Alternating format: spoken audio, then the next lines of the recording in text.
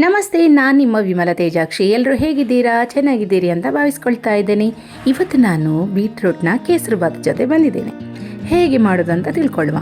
ಮೊದಲಿಗೆ ಮಧ್ಯಮ ಗಾತ್ರದ 2 ಬೀಟ್ರೂಟ್ ತಗೊಂಡಿದ್ದೇನೆ. ಸಣ್ಣದಾಗಿ ಕತ್ತರಿಸ್ಕೊಂಡಿದ್ದೇನೆ ಮತ್ತು ಅದನ್ನು ಮಿಕ್ಸಿ ಜಾರಿಗೆ ಹಾಕಿಕೊಳ್ತಾ ಇದ್ದೇನೆ. ಮತ್ತು ಇದನ್ನು ನುಣ್ಣಗೆ ಚೆನ್ನಾಗಿ ನಯವಾಗಿ ರುಬ್ಬಿಕೊಳ್ಬೇಕು. ನಾನೀಗ ಇದಕ್ಕೆ ಅರ್ಧ ಗ್ಲಾಸ್ನಷ್ಟು ಅಷ್ಟೇ ನೀರು ಹಾಕಿಕೊಳ್ತಾ ಇರುವಂಥದ್ದು. ಚೆನ್ನಾಗಿ ರುಬ್ಬಿಯಾದ ನಂತರ ನಾವು ಈ ತೆಂಗಿನಕಾಯಿ ಹಾಲು ಹೇಗೆ ತೆಗಿತೇವೆ ಅದೇ ರೀತಿ ಇದರ ನೀರನ್ನು ತೆಗೆಯುವಂಥದ್ದು, ಬೀಟ್ರೂಟ್ ನೀರನ್ನು. ಈಗ ನೋಡಿ, ನಾನು ಹಿಂಡಿ ತೆಗಿತಾ ಇದ್ದೇನೆ. ಒಟ್ಟು 2 ಸಲ ನೀರು ಹಾಕಿಕೊಂಡು ಚೆನ್ನಾಗಿ ಹಿಂಡಿ ಅದರಲ್ಲಿರುವಂತಹ ರಸ ಎಲ್ಲ ತೆಗಿತಾ ಇದ್ದೇನೆ. ಉಳಿದಿರುವುದು ಖಂಡಿತವಾಗಿಯೂ ವೇಸ್ಟ್ ಆಗೋದಿಲ್ಲ, ಅದನ್ನು ಪಲ್ಯಕ್ಕೆಲ್ಲ ಉಪಯೋಗಿಸ್ಕೊಳ್ಬಹುದು. ಈಗ ನಾನೊಂದು ಕಪ್ ತಗೊಂಡಿದ್ದೇನೆ ನೋಡಿ. ಈ ಕಪ್ಪಿಗೆ ರವೆ ಹಾಕಿಕೊಳ್ತಾ ಇದ್ದೇನೆ. ಈ ಕಪ್ಪನ್ನೇ ನಾನು ಎಲ್ಲದಕ್ಕೂ ಉಪಯೋಗಿಸ್ಕೊಳ್ತಾ ಇದ್ದೇನೆ, ಸಕ್ಕರೆ ನೀರು ಎಲ್ಲದಕ್ಕೂ ಕೂಡ. 3/4 ಭಾಗದಷ್ಟು ರವೆ ಇದೆ. ನಾನೀಗ ಒಂದು ಪಾತ್ರೆಗೆ ನೋಡಿ ತುಪ್ಪ ಹಾಕಿಕೊಂಡಿದ್ದೇನೆ, ಒಂದು ಸುಮಾರು 4 ಸ್ಪೂನ್ನಷ್ಟು. ಇನ್ನು ಇದು ಬಿಸಿಯಾದ ನಂತರ ರವೆ ಹಾಕಿಕೊಳ್ತಾ ಇದ್ದೇನೆ. ಮತ್ತು ಅದು ಕೆಂಪಗೆ ಆಗುವವರೆಗೂ ನಾನು ಹುರಿತಾ ಇದ್ದೇನೆ, ಅದು ಕೂಡ ಸಣ್ಣ ಉರಿಯಲ್ಲಿ. ನಾವು ಯಾವುದೇ ಕಾರಣಕ್ಕೂ ಇದನ್ನು ಮಧ್ಯಮ ಉರಿ ಅಥವಾ ಹೆಚ್ಚು ಉರಿ ಇಟ್ಕೊಳ್ಬಾರ್ದು.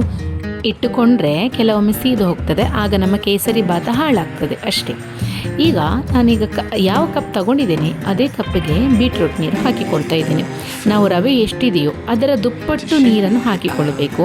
ನಾನೀಗ ನೋಡಿ ಇದರ ಇಷ್ಟೇ ಆಗಿರುವಂಥದ್ದು. ನಾನೀಗ ಇದಕ್ಕೆ 3/4 ಭಾಗದಷ್ಟು ನೀರು ಹಾಕಿಕೊಳ್ತಾ ಇದ್ದೇನೆ. ಮತ್ತು ಇದನ್ನು ಬಿಸಿಯಾಗುವಾಗ ಅಷ್ಟೇ ಕಪ್ ನೀರು ಇನ್ನೊಂದು ಸ್ವಲ್ಪ ಹಾಕಿಕೊಳ್ತಾ ಇದ್ದೇನೆ. ನೋಡಿ, ಇನ್ನೊಮ್ಮೆ ಹಾಕಿಕೊಳ್ತಾ ಇದ್ದೀನಿ. ಒಟ್ಟು 2 ಕಪ್ನಷ್ಟು ಬೀಟ್ರೂಟ್ ನೀರು ಚೆನ್ನಾಗಿ ಕುದೀಲಿದ್ದು. ಈಗ ನಾವು ಹೆಚ್ಚು ಉರಿ ಇಟ್ಕೊಳ್ಬೋದು. ಚೆನ್ನಾಗಿ ಉರಿತಾ ಬರುವಾಗ ನಾವು ಮಾಮೂಲಿ ಕೇಸರಿಬಾತ್ ಮಾಡುವಾಗ ರವೆಯ ಮೇಲೆ ನಾವು ಸಕ್ಕರೆ ಹಾಕಿಕೊಳ್ತೇವೆ. ಇಲ್ಲಿ ನಾನು ಮೊದಲೇ ಹಾಕಿಕೊಳ್ತಾ ಇದ್ದೇನೆ, ಯಾಕಂದರೆ ಈ ಬೀಟ್ರೂಟ್ ನೀರಿಗೆ ಈ ಸಕ್ಕರೆ ತುಂಬ ಚೆನ್ನಾಗಿ ಸೇರಿಕೊಳ್ಳಿ ಅನ್ನುವ ದೃಷ್ಟಿಯಿಂದ. ಈಗ ಮತ್ತೆ ಅದನ್ನು ಮಗ್ಚ್ತಾ ಇದ್ದೇನೆ. ಚೆನ್ನಾಗಿ ಕುದಿ ಬರಲಿ ಅಲ್ಲಿ ತನಕ ನಾವು ಇದನ್ನು ಕುದಿಸುವ. ಒಂದು ಕಡೆ ಕುದೀತಾ ಉಂಟು, ಇನ್ನೊಂದು ಕಡೆ ನಾನು ತೆಗೆದಿಟ್ಕೊಂಡಿದ್ದೇನೆ ಹುರಿದಿಟ್ಟ ರವೆ. ಈಗ ಮತ್ತೆ ಒಂದು 2 ಸ್ಪೂನ್ನಷ್ಟು ತುಪ್ಪವನ್ನು ಹಾಕಿಕೊಳ್ತಾ ಇದ್ದೇನೆ ನೋಡಿ. ಈಗ ಈ ರೀತಿಯಾಗಿ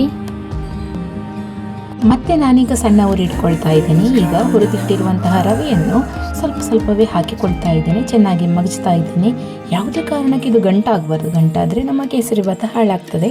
ಹಾಗಾಗಿ ತುಂಬ ಸಣ್ಣ ಉರಿಯಲ್ಲಿ ನಾನು ಇಟ್ಟಿದ್ದೇನೆ ನೋಡಿ. ಒಂದು 5 ನಿಮಿಷ ಹಾಗೆ ಬಿಡುವ, ಅದರಷ್ಟಕ್ಕೆ ಬೇಯಲಿ. ಈಗ ಮತ್ತೆ ನಾನು ತುಪ್ಪ ಹಾಕಿಕೊಳ್ತಾ ಇದ್ದೇನೆ. ಅದರ ವಿಡಿಯೋ ಇಲ್ಲ, 2 ಸ್ಪೂನ್ನಷ್ಟು ಹಾಕಿಕೊಂಡಿದ್ದೇನೆ ನೋಡಿ. ನಾನು ಈಗ ಮೊದಲೇ ಹುರಿದಿಟ್ಟಿರುವಂತಹ ದ್ರಾಕ್ಷಿ, ಗೋಡಂಬಿ, ಏಲಕ್ಕಿಯನ್ನು ಹಾಕಿಕೊಳ್ತಾ ಇದ್ದೇನೆ. ಚೆನ್ನಾಗಿ ಬೇಯ್ತಾ ಬಂತು, ಗೊತ್ತಾಗ್ತಾ ಇದೆ ನೋಡುವಾಗ. ಇದೀಗ ತಯಾರಾಗಿದೆ ಬೀಟ್ರೂಟ್ ಕೇಸರಿ ಬಾತ್. ಯಾವುದೇ ರೀತಿಯ ಫುಡ್ ಕಲರ್ ಬಳಸದೆ ನೈಸರ್ಗಿಕವಾಗಿ ಬಂದಿರುವ ಪಿಂಕ್ ಬಣ್ಣದ ಆರೋಗ್ಯಕರ ಕೇಸರಿ ಬಾತ್. ಈ ವಿಡಿಯೋ ನಿಮಗೆ ಇಷ್ಟ ಆಗಿದ್ದರೆ ಲೈಕ್ ಮಾಡಿ, ಕಮೆಂಟ್ ಮಾಡಿ, ಶೇರ್ ಮಾಡಿ. ಮತ್ತು ಎಂತ ಗೊತ್ತುಂಟ, ನೀವು ಸಬ್ಸ್ಕ್ರೈಬ್ ಆಗಿರದಿದ್ದರೆ ಸಬ್ಸ್ಕ್ರೈಬ್ ಆಗಿ. ಧನ್ಯವಾದಗಳು.